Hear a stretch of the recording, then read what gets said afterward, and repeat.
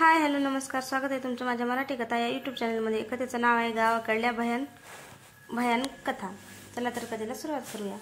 ही गोष्ट माझ्या होणाऱ्या बायकोच्या गावातली आहे।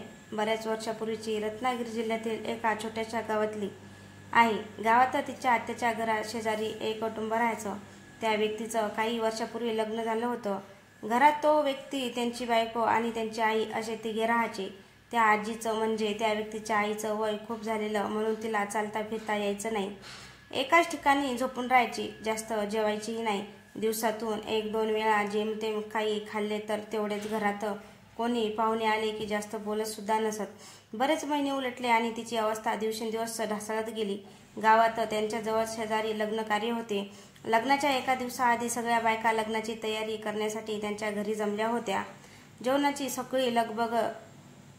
सगळी लगबग सुरू होती। वेगवेगळ्या प्रकारच्या भाज्या कापणं सुरू होता, म्हणजे दुसऱ्या दिवशी सकाळी घाई नको व्हायला म्हणून रात्रभर गप्पा वगैरे करत त्यांनी 2-3 प्रकारच्या भाज्या साफ करून कापून मोठ्या भांड्यात भरून सगळी भांडी एका खोलीत ठेवून दिली आणि आपापल्या घरी झोपायला निघून गेल्या। मध्यरात्र उलटून गेली होती। 2 वाजत आले असावे, तितक्यात खोलीतून कसलासा आवाज येऊ लागला, म्हणून तो व्यक्ती आणि त्याची बायको झोपेतून उठले आणि त्या खोलीत पाहायला गेले आणि तिथलं ते विचित्र आणि किळसवाणे दृश्य पाहतच राहिले। ती आजी, जी जागेवरून उठतही नव्हती, जिला चालता येत नव्हते, ती उठून त्या खोलीत आली होती आणि त्या भाज्या कच्च्या खात होती। त्या दोघांनाही काहीच कळत नव्हतं की आपण नक्की काय पाहतोय, कारण ज्या प्रकारे ती भाज्या खात होती ते खूपच अमानवीय वाटत होतं। त्यांनी कसंबसं तिला सावरलं, पण तोपर्यंत लग्न कार्यासाठी आणलेल्या 3 ते 4 किलो भाज्यापैकी तिने अर्ध्या भाज्या कच्च्या खाऊन टाकल्या होत्या। दुसऱ्या दिवशी पहाटे जाऊन त्यांनी नवीन भाज्या आणल्या आणि कोणी येण्याआधी 1.5-2 तासात सगळ्या भाज्या कापून तयार ठेवल्या। तेवढ्यापुरता त्यांनी वेळ मारून नेली खरी, पण हे सगळं इतक्यावरच थांबलं नाही। 2 दिवसांनी पुन्हा असाच प्रकार घडला। यावेळी घरात होतं नव्हतं जेवण, भाज्या जे काही हाताला लागेल ते ती आजी खाऊ लागली। अचानक काय झालं हे त्या दोघांनाही उमगत नव्हतं। काही दिवस असेच गेले आणि हा प्रकार वाढतच गेला। शेवटी त्या माणसाने आपल्या स्वतःच्या आईला बांधून ठेवलं, जेणेकरून ती खोलीतून बाहेर येणार नाही, पण तरीही ती बांधलेले हातपाय सोडून बाहेर यायची आणि घरातलं सगळं अन्न संपवून टाकायची। नंतर तर त्याने तिच्या खोलीला कुलूप लावायचे ठरवले। एके रात्री तिला तिच्या खाटेला बांधून बाहेरून दाराला कडी आणि कुलूप लावले आणि ते दोघेही गाढ झोपून गेले।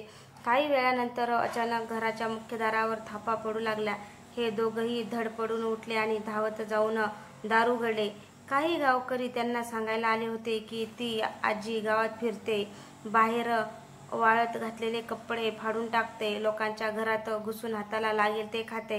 हे ऐकून त्यांचा विश्वासच बसला नाही, पण ते गावकरी त्यांना दाखवायला एका घरात घेऊन गेले तेव्हा त्यांना विश्वास बसला।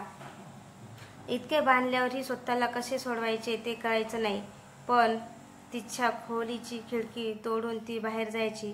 तिला 3-4 जणांनी मिळून कसेबसे घरी आणले, पण नंतर हा प्रकार रोजच घडू लागला। दोरीने बांधा की साखळदंडाने ती आजी त्यातूनही सुटून जायची आणि घराबाहेर पडायची। कसं घडतंय हे त्या दोघांनाही उमगत नव्हतं। शेवटी जेव्हा गावकऱ्यांना त्रास असह्य झाला तेव्हा एका जाणकार माणसाला बोलावले गेले।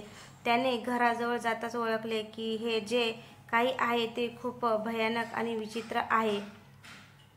त्याने घरात जाण्याऐवजी बाहेरच थांबून त्यांच्या जवळच्या पुडीतून अंगारा काढला, त्यावर मंत्र म्हणत तो त्या घराकडे पाऊल फुंकला। असे करताच आत असणारी आजी एका क्षणात कोलमडून पडली आणि जागीच गेली। ती खूप अशक्त, बारीक झाली होती, जणू काही फक्त सांगाडाच शिल्लक राहिला आहे। हा सगळा प्रकार घरात असणाऱ्या तिच्या मुलाने आणि सुनेने पाहिला। त्या जाणकार माणसाने सांगितलं की या बाईला मरून बरेच महिने झाले आहेत, तिच्या शरीरात दुसरंच कोणी वास करत होतं। ही भयान गोष्ट आजही तिथले गावकरी सांगतात। तर मित्रांनो, तुम्हाला अशाच नवनवीन भयकथा ऐकायच्या असेल तर आपल्या चॅनलवर कोणी नवीन असेल तर चॅनलला सबस्क्राईब करा आणि कथा आवडल्यास कथेला लाईक, कमेंट, शेअर